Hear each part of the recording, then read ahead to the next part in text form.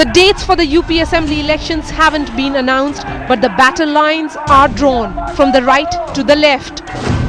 All parties have slammed the Congress-led UPA too for announcing a 4.5% minority quota within the existing 27% reservations for OBCs in jobs and admission to educational institutions.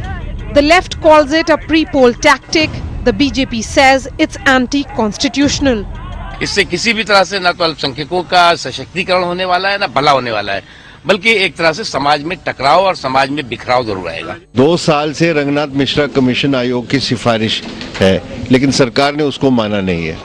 UP has nearly an 18% Muslim vote bank, a number that could decide the fate in as many as 100 assembly constituencies.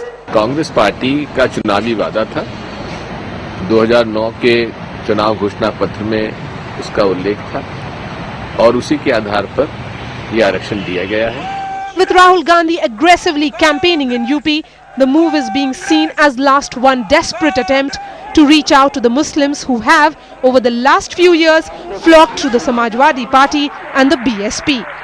चुनाव के समय और चुनाव से पहले जो फैसले होते हैं, वो जनता जानती है कि आखिरकार फैसले क्यों लिए जा रहे हैं। First, the U-turn on minorities in the Lokpal after Lalu led the charge. Then, reservations on the basis of religion. The government may be relying its case on Justice Sachar Committee report on Muslims, but the move has opened up the debate on reservation for minorities. If it is purely based on religion, that will be struck down. As far back in 1951, the Supreme Court has struck down such a provision. But if you say economic backwardness is in Hindu, Muslim, Christian, so it is perfectly justified. In New Delhi, Maria Shakil.